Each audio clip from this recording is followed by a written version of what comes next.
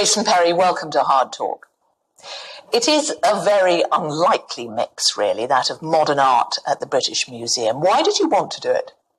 Well, they actually have quite a track record of doing exhibitions here. I mean, it's quite sporadic. I mean, a predecessor of this exhibition might have been Edoardo Paolozzi's 1985 exhibition, I think it is, Lost Kingdoms, which he did with their collection at the Museum of Mankind, which I saw when I was, as a recent graduate.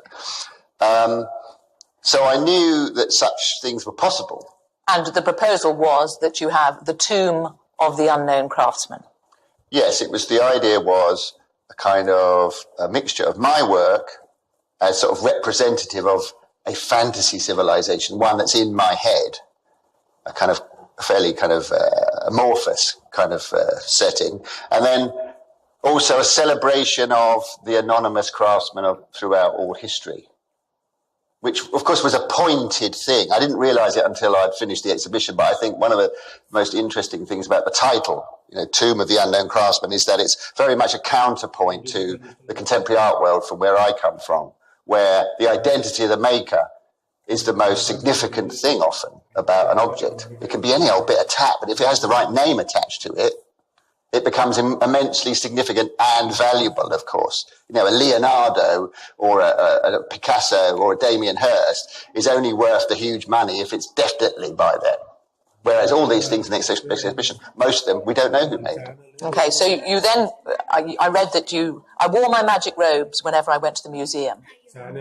Yes, I mean, it's a kind of, there's sort of internal bonkers logic about a lot of my own civilization, if you like, which I'm sort of mischievous about. I'm playing with it. The idea that I have Alan Measles, my teddy bear, as the god of my civilization. At first it was just purely quite funny, but very quickly I realised that it had legs, this idea, and it could run and run. You just chose things that you liked. Yeah. But what you like is an interesting thing. I mean, that's not a trivial thing, what you like. I mean, people would dismiss it. But why I was given the opportunity was because of who I was. I am a professional intuitor. You were alongside, though, experts here in the museum. And that must be a strange business, that you here are as this professional intuitor and going to them and asking them to show you and explain to you about objects, or just how did they respond to you? Brilliantly, because they are interested in showing their stuff. They've got all these millions of objects, of which only a small proportion are on show. And so, an opportunity to dig in the kind of nether regions of the collection that don't see the light of day was lovely for them, I think. So you end up with 170 objects from the museum, and there were 30 of your own pieces of art. Yeah. But you say, and it's one of the first things when you come into the exhibition, do not look too hard for meaning here. Do you really mean that? I think what I mean is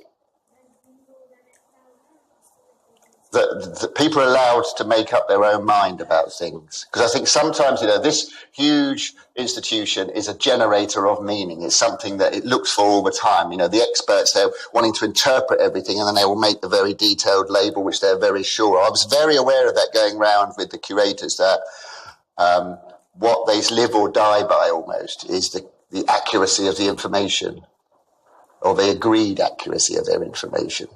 So it's, even the meanings they put to things are often guesses or fluid, or their projections are modern projections onto the past. Oh, yes, that's obviously because of that. But it might be rubbish.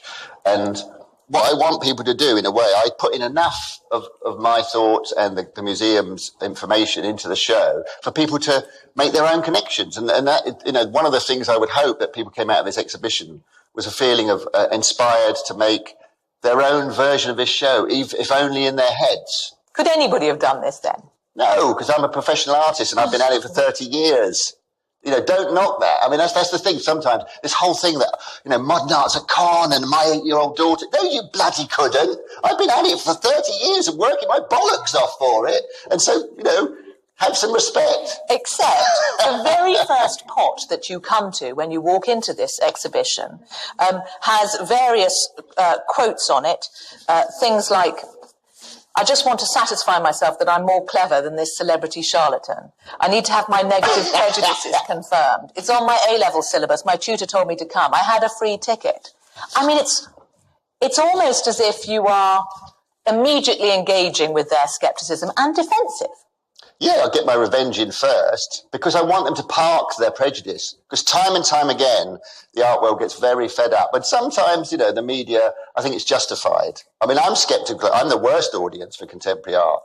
But the contemporary art world gets very bored with the prejudice that the media particularly has about contemporary. They have a stock line about, oh, it's shocking and it's, you know, worthless and it's a joke. And that's their line. Because it's almost like, you know, the contemporary art world is a particular culture. And that's one thing I've become very aware of in putting this show together. The contemporary art world is a tribe, you know, and it has its own internal rituals, its little white tube temples, and it can get bound up in itself. And it doesn't necessarily speak to a wider audience sometimes. At its worst, contemporary art can become very insular and inward looking because it doesn't need the audience a lot of the time. You know, it has collectors and dealers and artists, and they're just a little closed circle, and they don't need the money of the public. They don't need the attention of the public. So often the contemporary art world can become very self-indulgent, I think. But I am interested in communicating with a much wider audience, and that was one of the attractions of having an exhibition here in the British Museum.